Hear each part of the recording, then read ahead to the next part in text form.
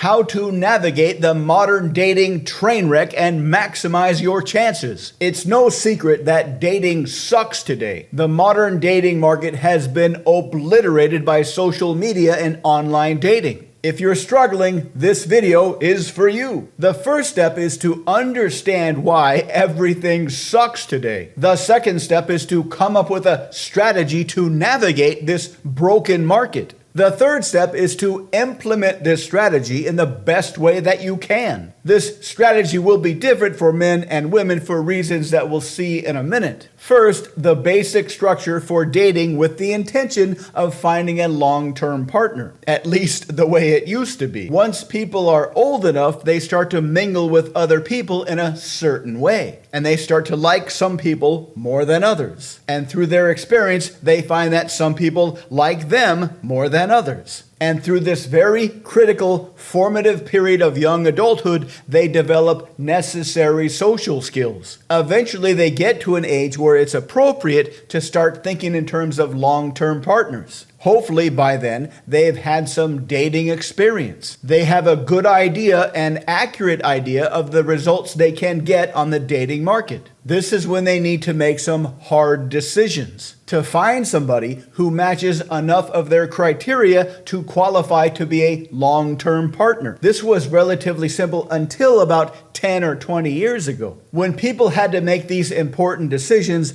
all their data came from people that they had interacted with in real life. This gave them a very accurate and realistic view of what was possible. Whenever they were thinking about somebody in particular, they compared that person to all the other people they had interacted with in real life. This was never an easy decision, but it was easy enough so that many people were finding long-term partners and getting married and having children. Now this has all changed. Now people are not comparing the person they're sitting across the table from with all the other people they've met in real life. They are comparing them to all the attention they are getting from online. This is obviously different for men and women. Whenever a woman is sitting across the table from a guy, she can't help but to compare him to all the other guys she's getting attention from on social media and online dating. But here's the critically important part. Attention and attraction from people online is not nearly the same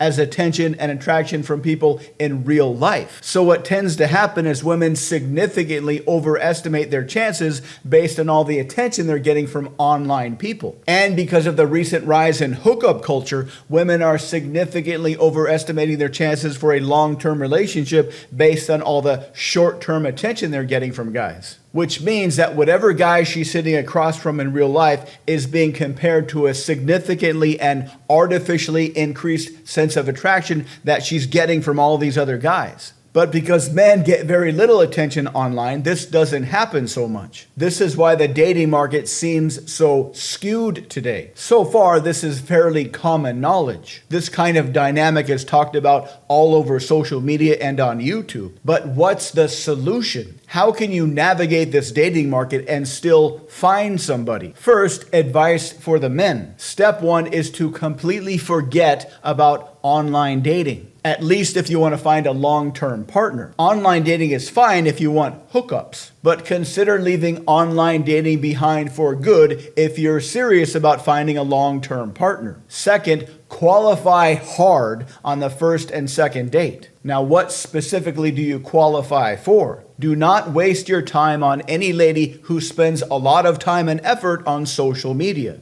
Why?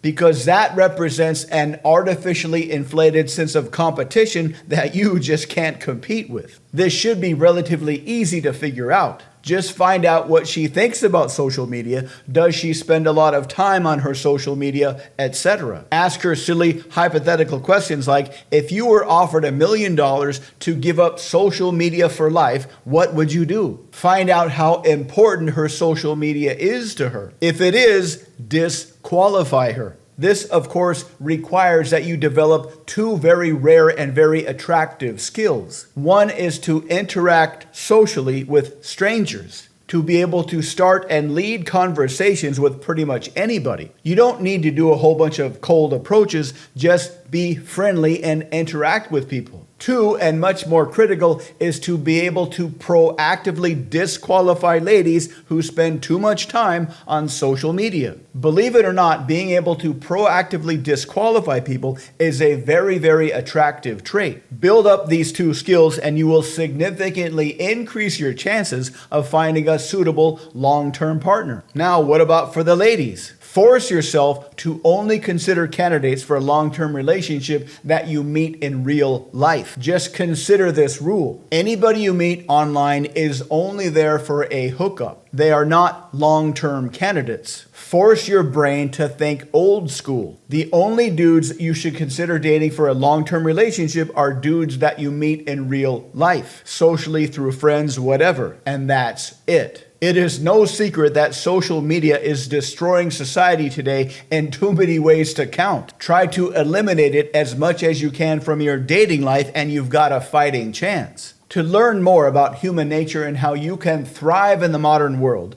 please visit mindpersuasion.com. Check out the links below. And because we make videos almost every day, please subscribe so you can continue to learn more. Let us know what you think in the comments. Thank you for watching.